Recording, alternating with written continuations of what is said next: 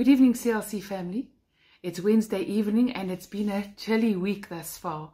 I hope you are snug and warm and got the hot coffee brewing, got your blankets ready, the electric blanket is on to get into a hot bed. And for those that have it, that have the privilege to have that, go and enjoy. We're still busy with Derek Prince's book, and I'm basing my devotion tonight on the section where we are still dealing with God's plan for your money. And the section that I'm dealing on is first give yourself. First give yourself. Now, Paul was writing to the Corinthians about the Macedonian churches, and he was telling how the Holy Spirit moved on the Macedonians to be generous in their giving.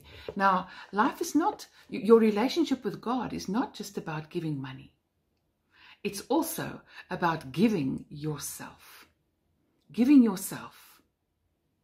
We read in 2 Corinthians 8 verse 2 to 5 that in the midst of a very severe trial, their overflowing joy and their extreme poverty welled up in rich generosity. For I testify that they gave as much as they were able to give, even beyond their ability. Entirely on their own, they urgently pleaded with us for the privilege of sharing in the service to the Lord's people. And they exceeded our expectations. They gave themselves first of all to the Lord, and then by the will of God also gave to us. Now imagine, let that also be a lesson to us, that they pleaded for the privilege to be able to share in his service to the Lord's people. And they exceeded Paul's and his expectations, and they gave themselves first of all to the Lord. Thereafter, they only started giving whatever they had. Now, he drew a lesson from that. And the important sentence there is that they gave themselves first to the Lord. What is the first thing that we have to give to the Lord? Not our money, but ourselves. That is how it must begin with each one of us. It's not about giving money and how much you give. It's about how much you give of yourself to be of service to the Lord. Do not give your money to God if you have not given yourself yet.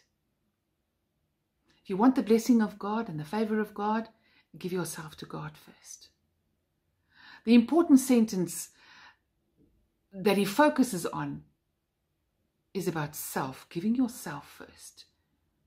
Now, actually, if we think that we can buy God and buy people, that's not what it's about. God owns all the money. He owns all the wealth of the earth. So it belongs to him anyway. It is to your benefit that God requires you to give, but he has an order. He wants you first. He wants you first. And then out of giving yourself, you cannot buy a relationship with God. By giving yourself by his grace, the kind of giving the New Testament talks about will naturally flow. Let's have a look.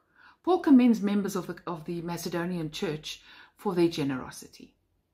And it's an extreme example, the world that Paul was living under, some relatively difficult conditions.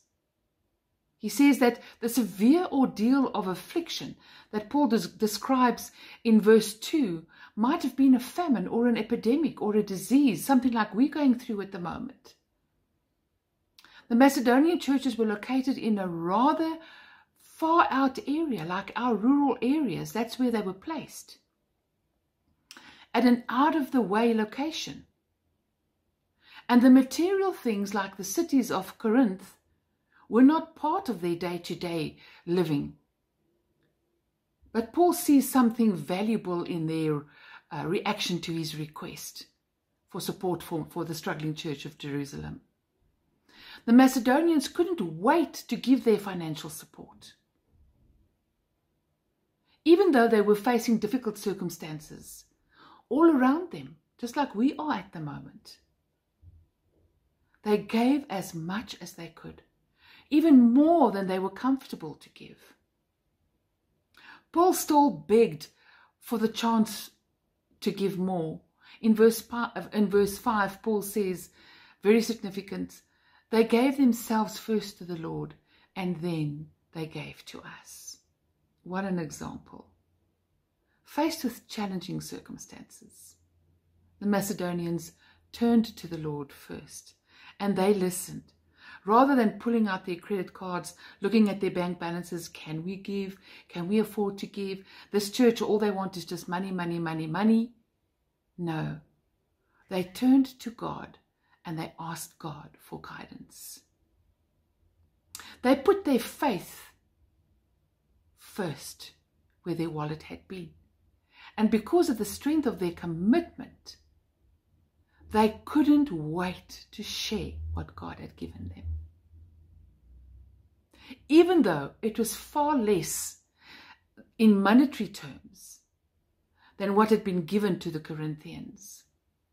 You see, we allow things and situations around us to affect our giving to God, to affect our giving ourselves to God, to affect how much monetary value we can give to God.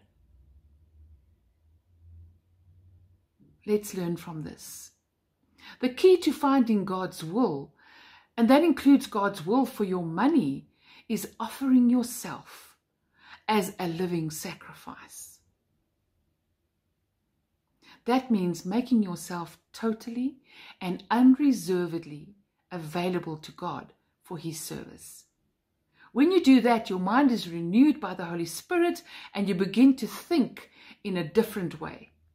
And as you begin to think differently, then you can find God's will in these three successive phrases. They are God's will for good, God's will for pleasing, His pleasing will, and His perfect will. And as you find God's will, you should begin to discover that God's plan for your money is included in His will. God's plan for your life covers every facet of it, not just on a religious basis. It should be based on everything and anything that you are experiencing in life. Nothing exists for which He has not made provision and for which He does not accept responsibility, but you must meet Him on His terms. Do not start by giving your money first. Give yourself first.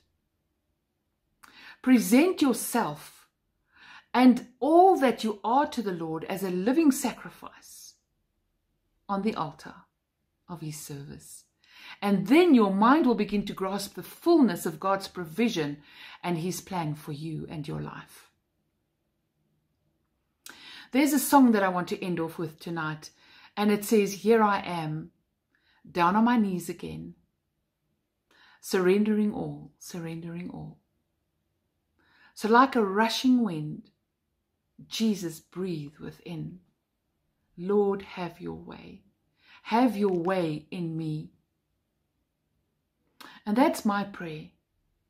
My prayer for you as well, Lord, like a rushing wind, that you would breathe within every listener tonight.